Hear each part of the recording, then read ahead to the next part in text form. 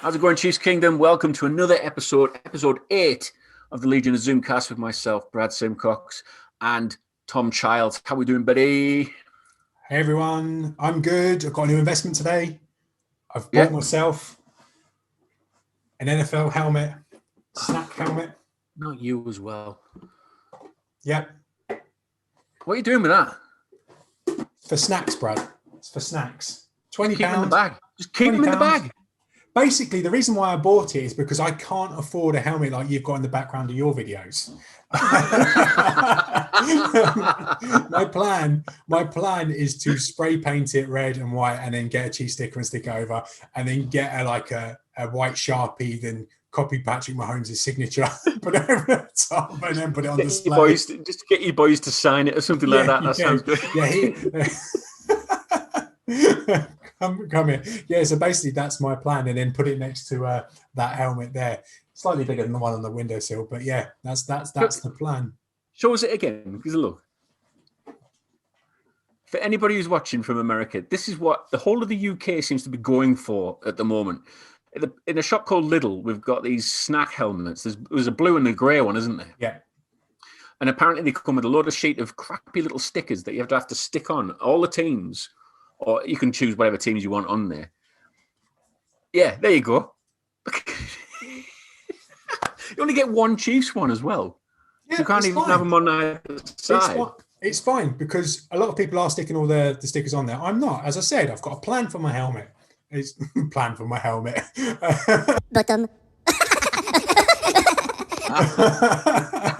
It's a family show. Yeah, I've got a plan for it. It's fine. It's decorative, and then I might whack it out, get it out.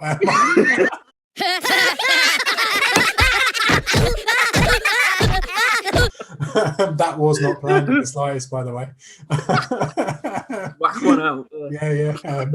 Yeah. Let's stop talking about snack helmets and let's start talking about who we're having on the show today. It's actually a really good show this week because we've got a special guest on for us, and it's actually Tom's boss.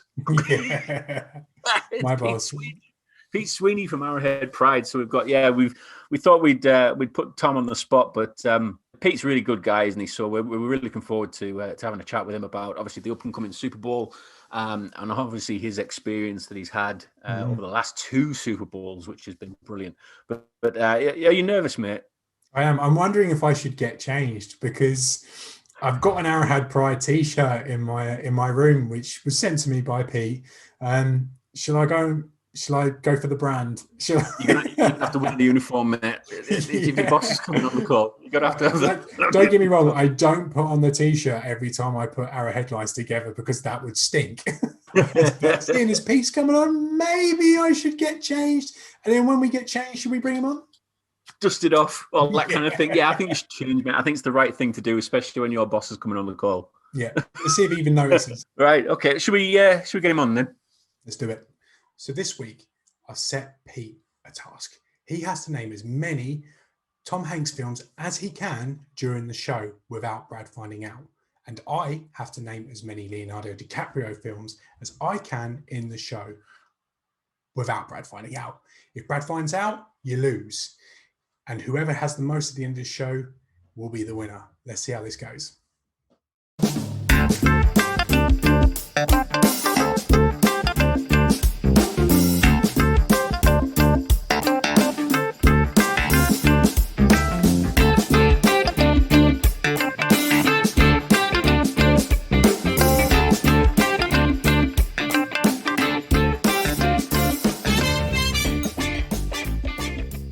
As mentioned earlier, this week we're joined by the editor-in-chief and lead writer of Arrowhead Pride and Tom's boss, Mr. Pete Sweeney. How are we doing, Pete?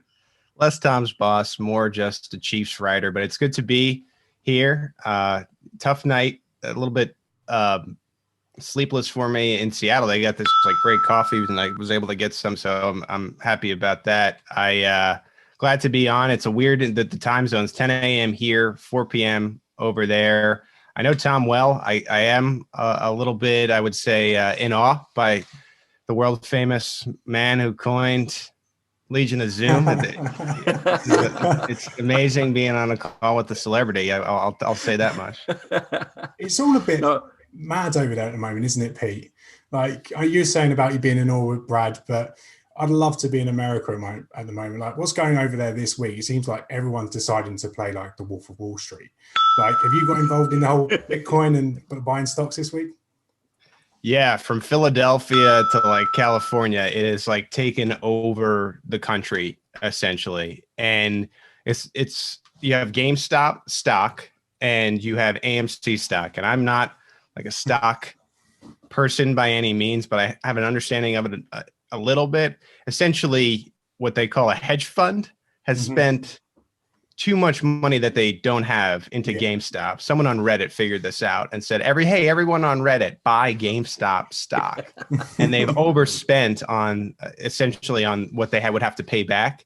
And so it's costing these hedge funds billions of dollars while just plebeians seem to be getting richer and richer. And now they're trying to do the same thing with AMC. And then there's like another cryptocurrency. So people are bored at home and they have found things to do in the quarantine. That's brilliant. That is brilliant. I mean, like you were saying there, just people are bored at home and just making sure that they're passing the time well and and socking it to the billionaires, I suppose. So what are we doing here? Like, why are we bothering with this podcast when we could all just be hitting stocks up? Like, we're all bored at home. What are you doing it now? You sometimes think about that. I feel like nowadays where, you do all this work as like you would as a typical sports reporter and you're trying to always grow your career. I think that's part of it. But then like overnight, someone could become famous for like a video series that they do where you have the Molinaro with Barstool Sports who just decides he's going to be an impressionist and he's really good and puts it on the internet and all of a sudden he's a known commodity or Agar with the Zooms recently. So you always got to be thinking creatively. That's something that I think about all the time. It's like that track can be a lot shorter and quickly now as you try to like grow your career if you come up with the right scheme or idea or something that people enjoy content wise. Absolutely. So Pete, we first obviously met you back in 2017, and when we all came over for a game with the Chiefs versus the Washington football team, which we have to be careful of calling them now. You actually suggested a place called Char Bar to go and have barbecue. Yeah, and we didn't know what type of barbecue we were going in for and everything like that. Obviously, really enjoyed it, really loved it, and it was one of our favorites up there. And obviously, we met. Tom met you as well. I can remember you two talking for ages on stuff and everything like that. So I want you to be honest, right? Did you hire Tom to win a bet? You've met him, you've heard him, you've seen what he can do. Why hire the guy? What did you do? What did he do? Yeah, you guys have had a third friend with you too, and he gave me a lot of money under the table to make sure that we had Tom. Just take him off us, take him away.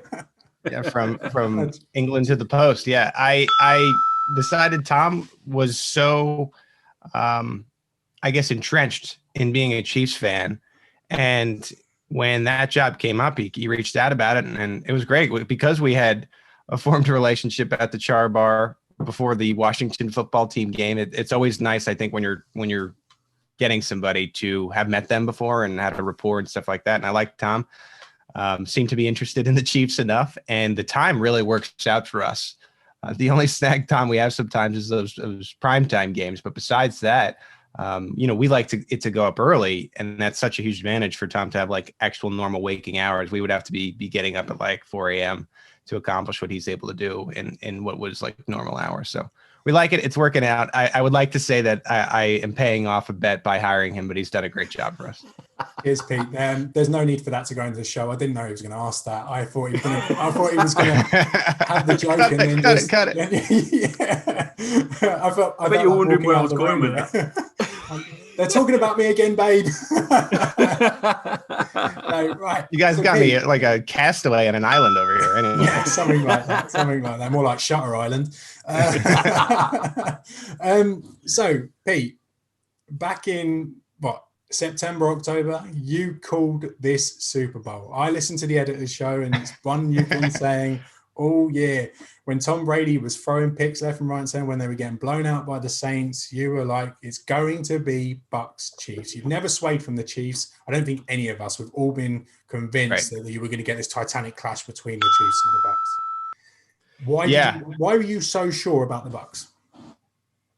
So, Chiefs wise, just really quickly, they didn't change anything. And this was a year where, I think that was a huge advantage. Brett Veach has said that that wasn't by design, that, it was more about the money than really the coronavirus. And that kind of was a lucky thing. But I just didn't see them getting knocked off. And I tell people this all the time. And Tom, if you've been reading us for a while, in the Alex Smith days, there would be games I would pick against the Chiefs. And I just don't really do it much anymore because for me, it always comes back to the quarterbacks. And I can't see myself picking them not to win the Super Bowl or at least represent the AFC anytime soon because of Mahomes. I look at the other quarterbacks in the league. It's just I can never get behind a quarterback other than what I watched from Patrick Mahomes. So right about that, that was the easy one. The Bucks, to me, they had a good team besides the quarterback in Jameis Winston. Yeah. And I know people will always say that, it has become, in a sense, a NFL cliche. Oh, they're a quarterback away. Yeah. The Bucks were the definition of a quarterback away. They had blind Jameis Winston, who couldn't really see, throwing 30 touchdowns and 30 interceptions. And if they could just get someone to shore up that position, they would be right there. That seemed like a team to me. And then there was literally nobody better in the world they could get, in my opinion, than angry Tom Brady, who wants to will himself there. He wants to prove something. There is this caveat between Bill Belichick and Brady of who deserves the credit. And Belichick can only do so much. I mean, he can only spend so many hours. Tom actually has more control over it because he's on the football field. He puts in the work and it can be shown. And I felt like, he's certainly not the Tom Brady we've seen of old. I think that was evident last week in the second half of the NFC title game, but he's got enough there where if he just played average, I thought that team was good enough where they could go the distance, and they ended up going the distance. I will say, I'll admit this. I had my doubts last week going against the Packers going into that game. I really did, but I stuck with the pick because I had picked it at the beginning of the year and ended up working out that way. A little bit of luck for sure, but there was a thought process to it. Mm-hmm. So we find ourselves obviously with another Super Bowl right ahead of us, really, about 9 days away.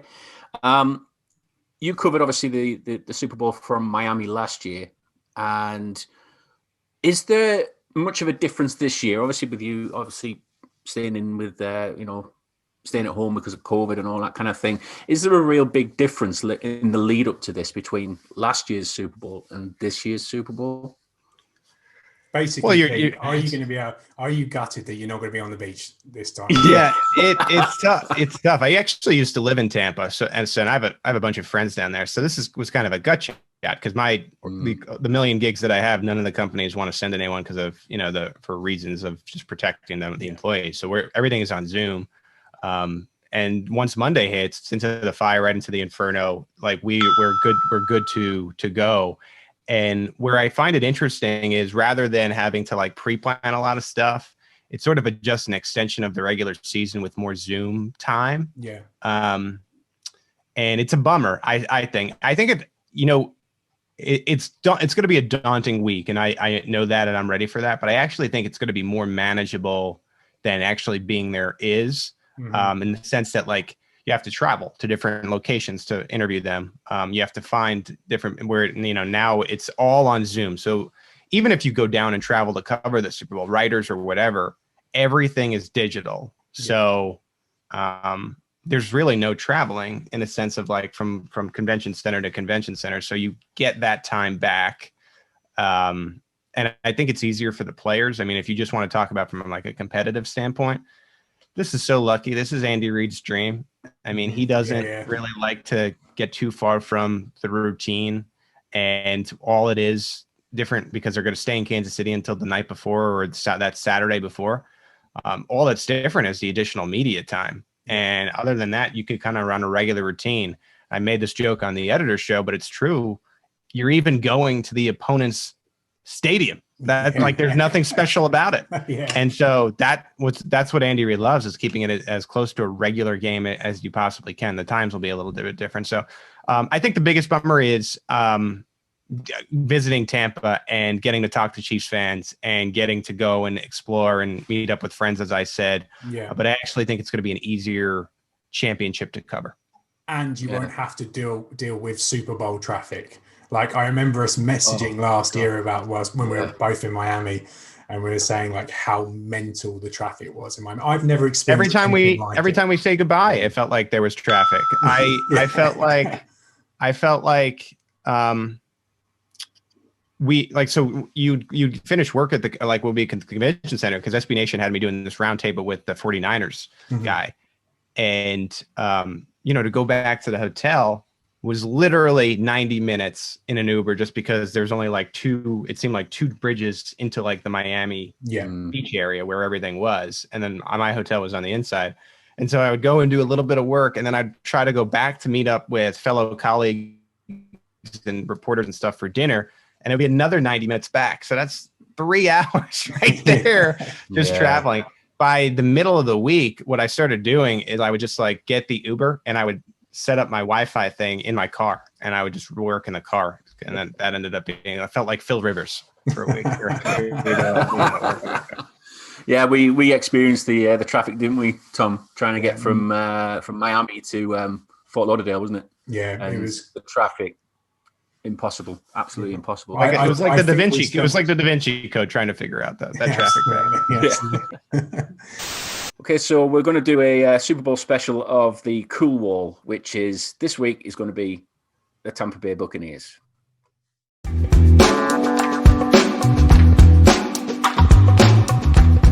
So before we get to the Tampa Bay Buccaneers in their uniform, we need to have a conversation, because once upon a time in Hollywood, the Chiefs played a Super Bowl against the Packers in white and white. And I was convinced that we were going to get the white and white Super Bowl. I tweeted about it a few months ago. Pete retweeted it. Pete wanted it as well, because I know he's a fan of the white and white. He's a white and white guy, by the way, Brad. Unlike you. Red and red. Admittedly. And then the Bucs this week go out and say, sod you guys, we're wearing white at home. How annoyed are you, Pete, about that? Because I'm fuming, because I was really convinced we were going to get the white shirts, the white pants, and the red socks. Well, first of all, the jersey sales in the NFL, it's like the money pit. I mean, they make so much money. So the more jerseys I feel like you can do, the better. The Chiefs don't really feel that way. Mm-hmm. They want to keep things a little bit more traditional, which is what I do like that in a sense. But at the same time, there are things you could do with the jerseys and pants that they have. Mm-hmm. And this white on white look, and it dates back to the run that they actually started in London and Detroit against Detroit in that game. I believe they were like rallying back from 1-5, and then they ended up wearing those on the road the rest of the way. Mm-hmm. That's the cleanest look, in my opinion. And I thought that there was a chance. I also found this, and I'm just being a conspiracy theorist here for those who love red on red. All that's been out there is the Chiefs are wearing red jerseys. There's been no reports about the pants yet. I mean, I think they'll wear white pants, but I haven't seen anything. Who knows if they roll out and all of a sudden they're in red. And I think the Bucs chose white because they wore red in the loss. And so they're trying to reverse. And there's also, if you guys are big uniform buffs, there's also this thing, I believe it's the last 16 Super Bowls. A colleague who does the Cowboys site told me this, where 13 of the winners wore white.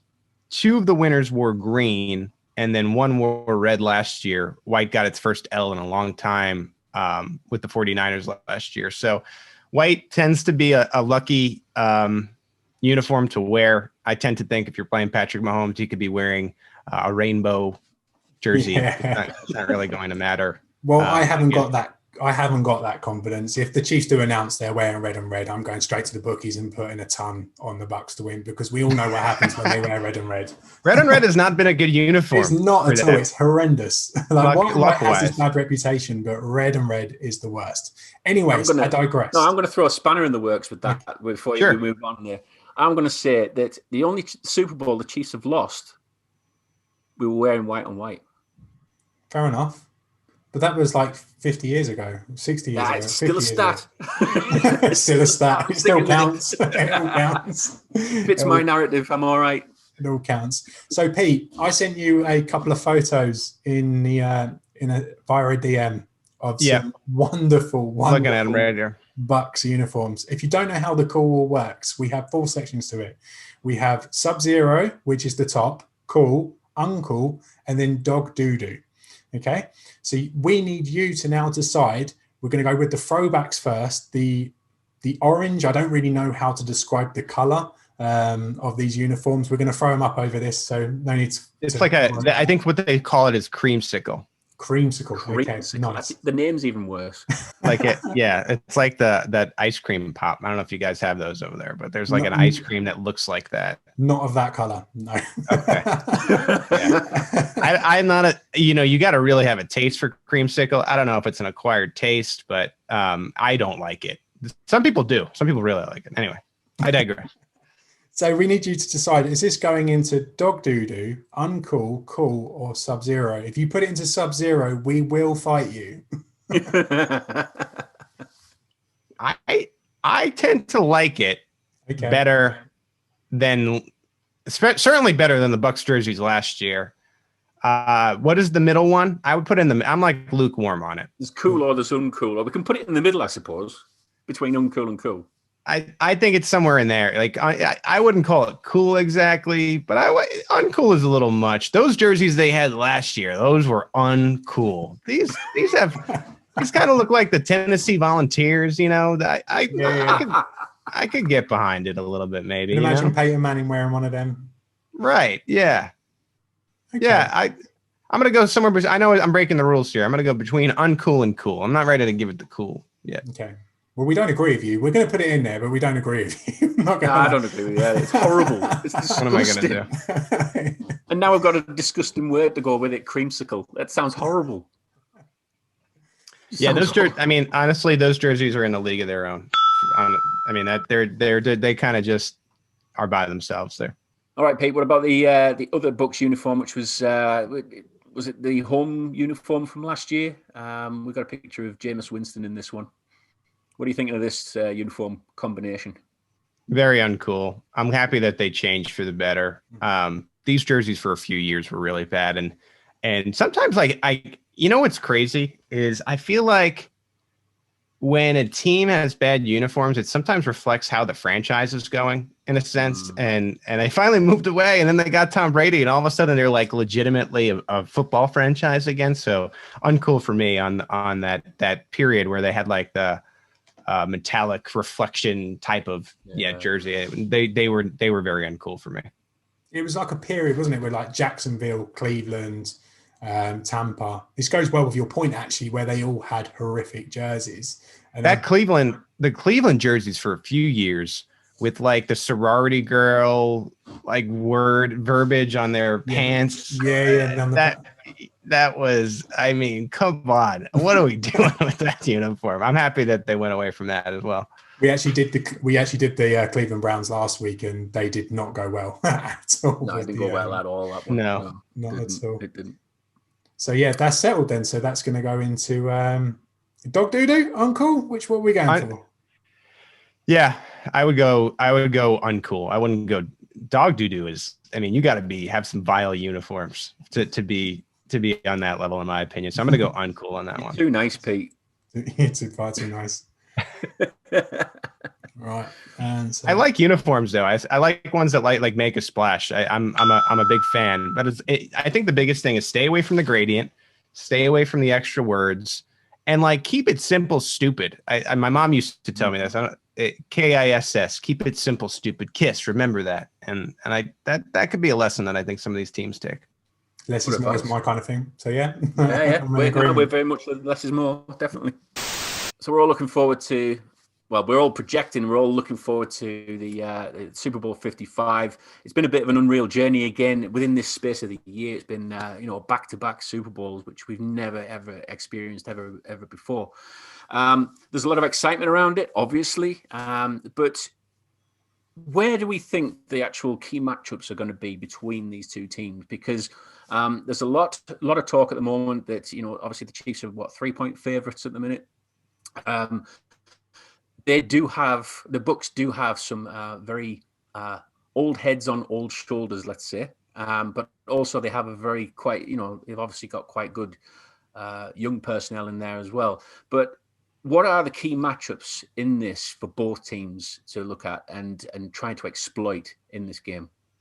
Yeah, I think there's two ways to answer this. I mean, from an excitement standpoint, and this is what the NFL wants in the Super Bowl, I think it's the skill position players. I mean, both of these teams have more toys than Andy in Toy Story to play with when you're talking about as far as weapons and things like that. And I look at the matchup of what will be Hill and Kelsey and Watkins against Godwin and Evans and Gronk. Antonio Brown should be back for this game. I'm hoping Watkins is back. And then you have some of the lesser pieces too, like Scotty Miller running his mouth, Tyler Johnson. And then on the Chiefs side, McCole Hardman, Clyde, those second tier weapons. So it's just, you have the bullets on both sides in this game. And I'm eager to see which does better, but that isn't necessarily the key to the game.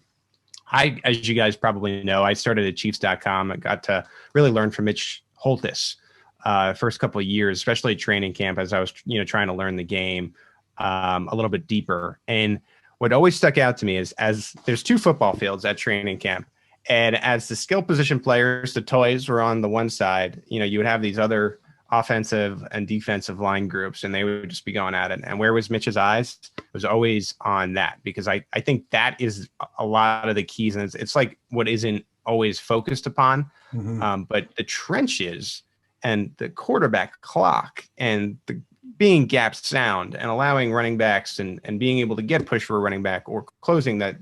I mean, that is where the entire game lives. And I think it's especially this game, as you look at the Chiefs offensive line, and they have these pillars on the outside who are going to be new in what we expect to be Remmers on the left and Wiley on the right. And if you really watch that NFC title game, Brady did play well in the first half, but it was the second half performances of the defense, and especially JPP and Shaq Barrett, that won the football game. The defense shut the door, and they were getting to Rodgers fast. And Rodgers doesn't have the pieces to get out of his hands quickly.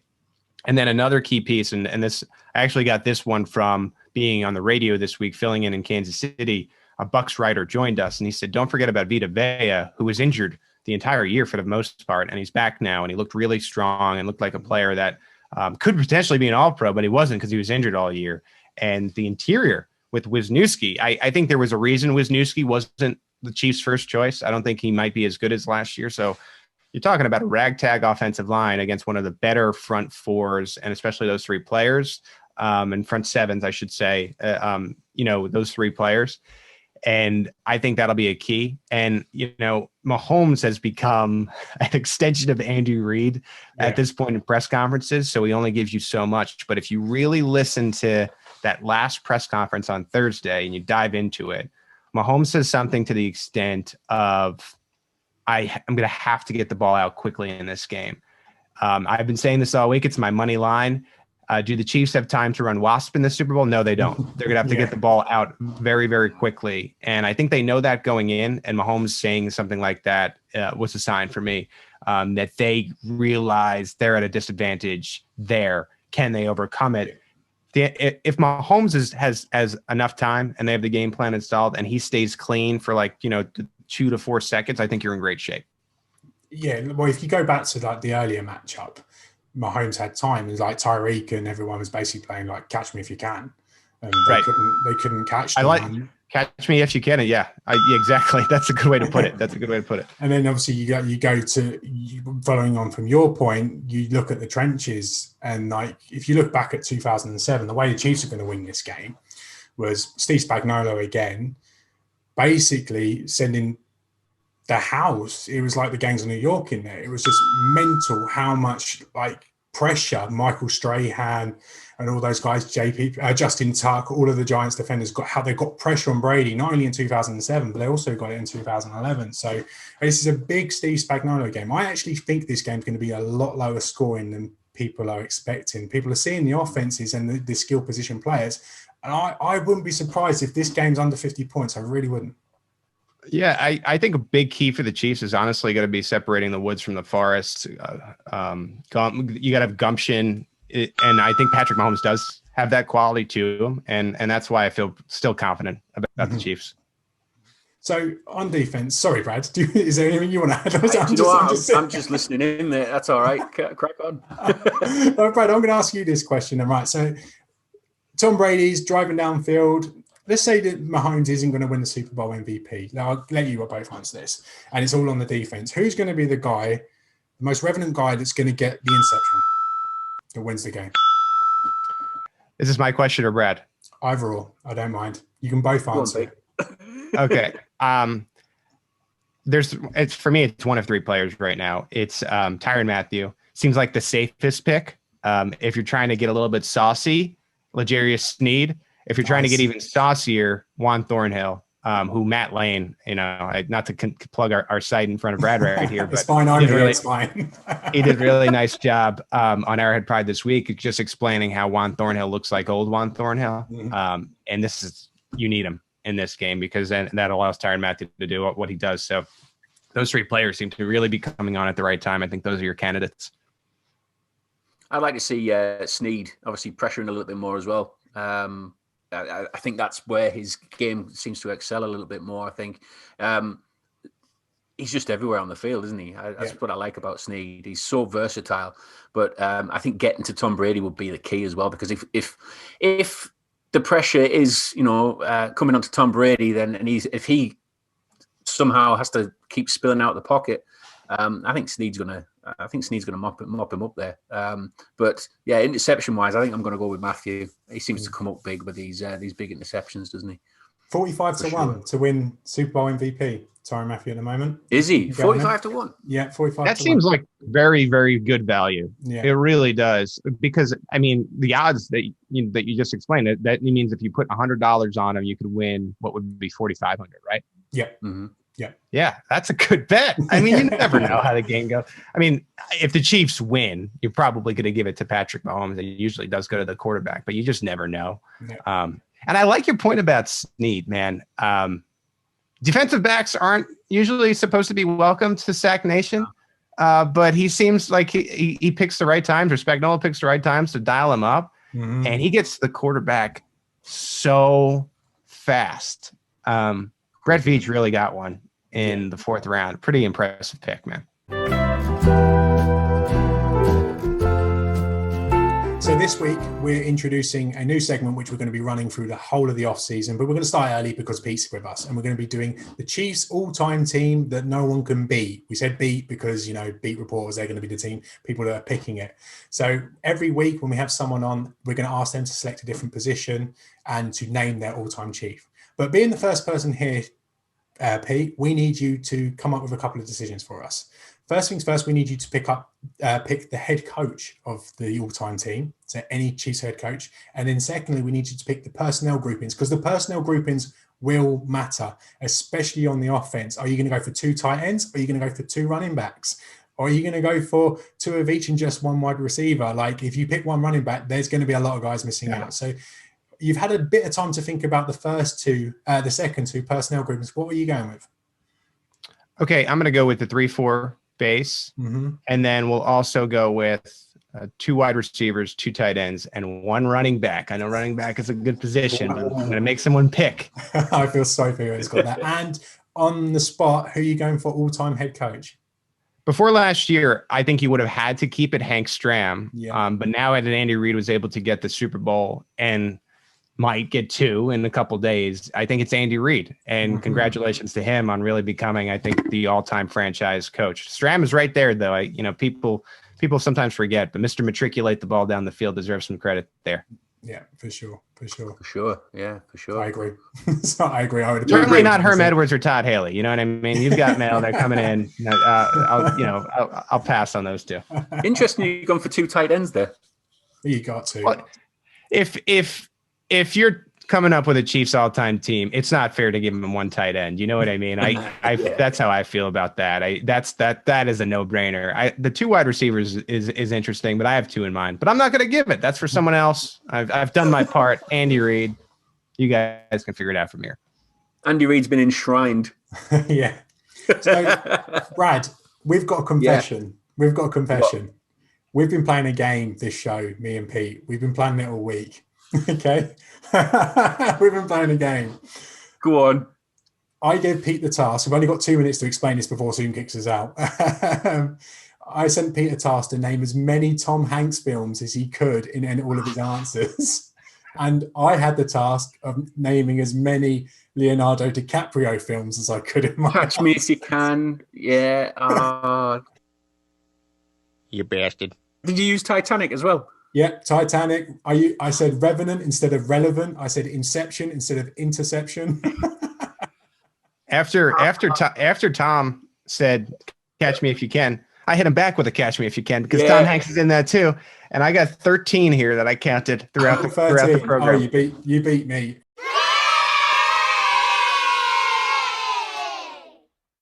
You need to send me the list of the ones you got. I got to 9. I got to 9. So. I never twigged once. I did actually think of the Tom Hanks film when you both said "Catch Me If You Can." I thought, it was a good film. That I just loved the fact that Pete straight off the bat went for Sleepless in Seattle. Straight off the bat, he's got a brilliant mind that could come up with the Legion of Zoom, but he didn't catch all the toys in Toy Story. Come on, Brad. Oh God, yes. I thought that was really good. I thought, good analogy.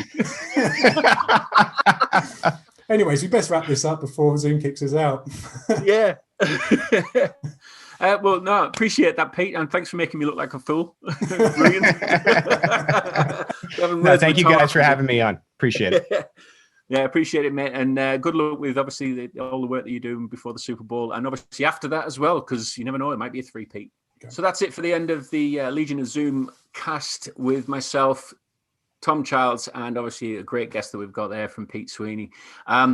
Check back again. We hit that subscribe button, hit the bell, all the usual stuff, and you'll be notified when the new videos are up and running. So, from one kingdom to another, we'll speak to you again soon.